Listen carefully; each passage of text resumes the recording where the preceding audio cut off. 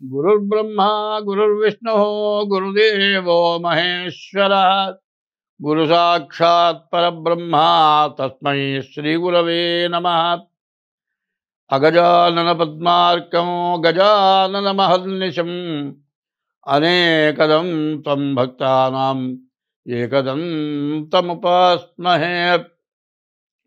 యః కర్తా జగతాం భర్తా సంహర్తా మహసాం నిధిః ప్రణమామి తమాదిత్యం బహిరంతస్తమోపహం. 2025 సంవత్సరం నవంబర్ నెల 1వ రాశి మేషరాశి. ఈ మేషరాశి ఫలితాలు చెప్పుకుందాం. ఈ మేషరాశి ఎట్లా ఉన్నది అనేది మనకు చాలా అవసరం. అయితే ముందుగా ఒక విషయం చెప్పుకుందాం. శని వక్రించాడు. వక్రించిన శని నవంబర్ 27 వరకు కూడా వక్రించే ఉంటాడు. అంటే మీనంలోకి వచ్చిన శని కుంభం మీద మీనం మీద కూడా ఆయన శక్తి సామర్థ్యాలు చూపిస్తాడు.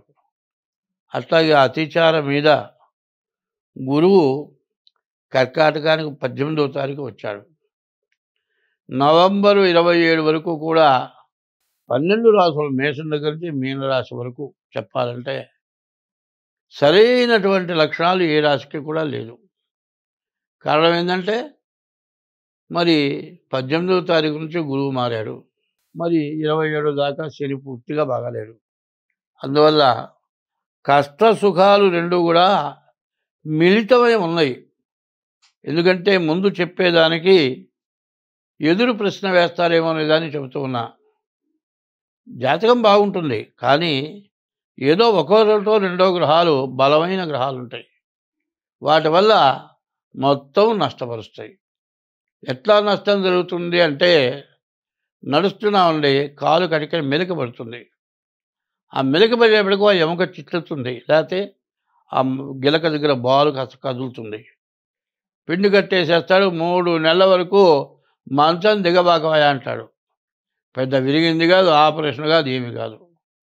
మరి మనిషి సంపాదించేవాడు మంచం నుంచి దిక్కుండా ఒంటేలకి 2 ఏళ్ళకు కూడా వెళ్లకుండా ఉంటే ఎంత ఆదాయం, ఇంట్లో ఉండి వ్యాపారం బాగా సాగి డబ్బులు వచ్చినా కూడా ముందు అంత రోగానికి ఎక్కువ ఖర్చు అవుతుంది. రోగానికి కాగా మిగిలితేనే తినాలి. ఇట్లాంటి విపరీతమైన సమస్యలు వచ్చి మరి ఈ నవంబర్ నెలంతా కూడా వచ్చిన ఆదాయాన్ని కూడా భ్రష్టు పట్టించేటువంటి పరిస్థితి కనబడుతుంది. ముందు చెప్పబోయే ఏ గ్రహాలు బాగున్నాయి, ఏ గ్రహాలు బాగాలేవు, ఏ గ్రహాల వల్ల మీకు సమస్య వస్తుంది చెప్పడం జరుగుతుంది. కాబట్టి అప్పుడు ఏం చేయాలి అంటే 25 వంతులే గోచారం. ఇప్పుడు చెప్పేది గోచారం. గ్రహచారం అంటే పుట్టిన టైంను బట్టి లగ్నాన్ని బట్టి వచ్చేది గ్రహచారం. ఈ గోచార గ్రహచారాలు ఎట్లా ఉన్నాయో చూసుకోవాలి అంటే పుట్టిన తారీఖు, నెల, సంవత్సరం, టైం ద్వారా జాతకం చూసుకోక తప్పదు. అట్లా చూసుకొని దానికి ఏమి ఉపశమనం ఏమి చేయాలని చూసుకొని చేసుకుంటే ఏమి ఇబ్బంది లేకుండా బయటపడతాం. ఏమవుతుందంటే బాగా వచ్చేది ఉన్నది, మొత్తం ఖర్చు అయిపోయే పరిస్థితి ఉన్నది, బాగా ఇబ్బంది పడే పరిస్థితి కూడా ఉంది. ఇప్పుడు డబ్బులు ఖర్చు అయినా, డబ్బులు ఖర్చు కాకపోయినా కొంత సుఖం ఉండాలి. సుఖము లేదు, ధనము లేవు, ఇంటిల్లిపాదికి బాధ, ఇటువంటి సమస్యలు వచ్చే లక్షణాలు ఉన్నాయి. కాబట్టి ఇది ముందుగా చెబుతూ ఉన్నాను. ఇప్పుడు మేషరాశి చెప్పాలంటే ఈ మేషరాశి కూడా ఏమాత్రం బాగా లేదు. ఈ మేషరాశి పరిస్థితి ఏమిటాయంటే శుక్రుడు, రాహువు తప్పితే ఏ గ్రహాలు బాగాలేవు. అందులో ఈ మేషరాశికి కుజుడు అష్టమం, శని 12, గురువు 4. దీనికి ఏం చెప్పారంటే ఈ 3 గ్రహాలు గురువు, కుజుడు, శని, ఈ 3 గ్రహాలు ఏ ఒక్క గ్రహమైనా సరే ద్వాదశాష్టమ జన్మస్థం శని అంగారకో గురు కుర్వంతి ప్రాణ సందేహం స్థానచలనం ధనక్షయం. శని కానీ, గురువు కానీ, కుజుడు కానీ 12ంట కానీ, 1ంట కానీ, 2ంట కానీ, 4ంట కానీ, 8ంట కానీ ఏ ఒక్క శని గాని, ఏ ఒక్క గురువు గాని, ఏ ఒక్క కుజుడు గాని ఉంటే విపరీతమైన నష్ట కష్టాలొస్తాయని ఉంది. ఇప్పుడేమైంది? శనేమో 12 కుజుడు 4 గురువు 6 3 గ్రహాలు పూర్తిగా విరుద్ధంగా ఉన్నాయి. ఈ పరిస్థితి ఏం చెప్పాలి అంటే ఒక ఉపమానం చెప్పాల్సొస్తుంది. 60 సంవత్సరాలు బాగా కష్టపడ్డాడు, సంపాదించాడు. వాడు సంపాదించిన సంపాదన 3 తరాలు తిన్నా కూడా తరగదు. అటువంటి వాడు ఏమనుకుంటాడంటే జ్యోతిష్యం అడగటానికి ఇష్టపడ్డు. నాబోటి ఎవడన్నా చూసేయా నీకు ముందు టైము వచ్చే నెల బాగా దండగ పడతావయ్యా అంటే నేను పుట్టిన తర్వాత నా జీవితంలో నష్టం అంటూ ఎరగను.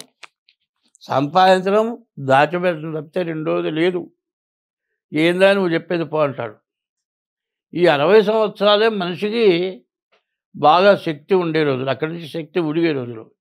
ఈ 60 సంవత్సరాలు బాగా సంపాదించింది మొత్తం అవుతుంది ఏమీ ఉండదు. బాగా స్నేహితం పరిచయం, వాడెవడో ఒక ఇండస్ట్రీ పెడుతున్నాడు, బ్యాంకు లోన్ తీసుకున్నాడు, దానికి హామీ సంతకం పెడతాడు.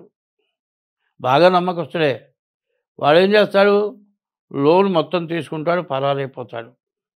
వాడు అడ్రస్ దొరకడు. ఎవడైతే హామీ సంతకం పెట్టాడో వాడు దొరుకుతాడు. వీడి ఆస్తి సర్వస్వం అమ్మితే కూడా బాకీ తీరుతో చివరికి వీడు జైలుకు పోతాడు. చూడండి, కొన్ని కోట్లు సంపాదించిన వాడికి గతి పట్టిందంటే ఏంటి చెప్పండి? ఇప్పుడు జరుగుతున్నవి కూడా చాలా ఎక్కువ అవే. ఇప్పుడు కాస్త ధనికుడు ఉన్నాడు, వాడిని పట్టుకొని పైకొద్దా అని వెనకబడతారు. వాడేం చేస్తాడు? 10 మంది వాడి చుట్టూ కావాలి, వాడు వెనకాడితే తిరగాలి, వాడు పైకి రావాలంటే.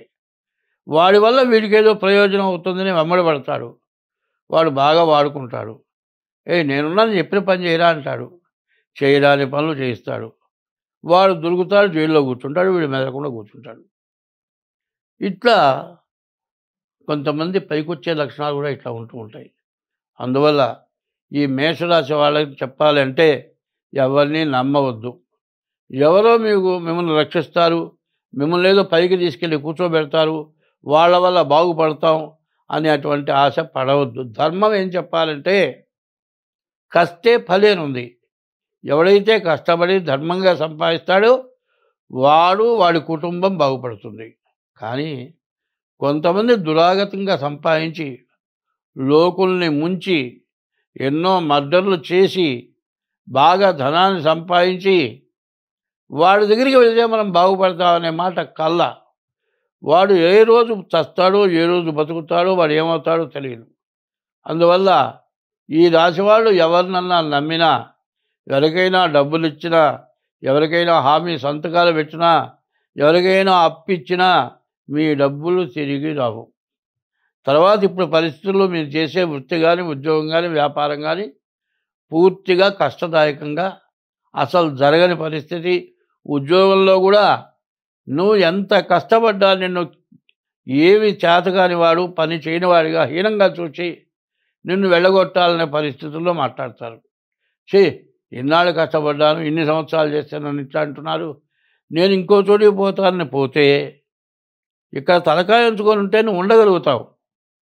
నేను తీసేయాలంటే నీ మీద ఏదైనా తప్పు చూపించి తీసేయాలి కాబట్టి తీసేయలాగా నేను ఇబ్బంది పెడతాను. అన్నింతలో నువ్వు పోవటానికి వీలైన ప్రయత్నం చేస్తారు. అంటే వాడు తీసేసేటువంటి హక్కు లేదు.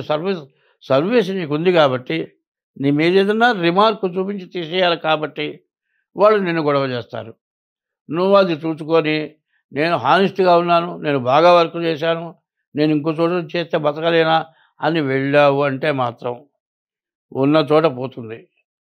బయటికి పోతే నిన్ను ఆఖరికి వాచ్మ్యాన్ కంటే ఎక్కువగా కష్టపెడతారు. రెండో చోట మానుకునే పరిస్థితి వస్తుంది.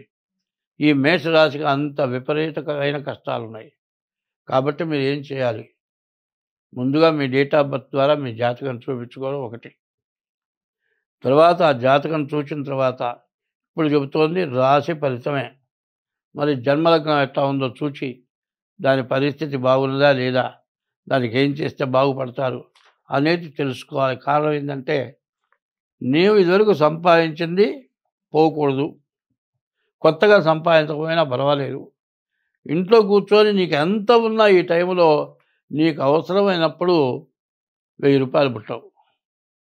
మరి ఉప్పు, కారం వేసుకొని తిని బతికినా పర్వాలేదు గానీ, మరి ఈ నవంబర్ నెల ఏ పని చేయకుండా జాగ్రత్తగా బతికితే ఈ రాశివాళ్ళు పూర్తిగా బయటపడతారు. స్వస్తి.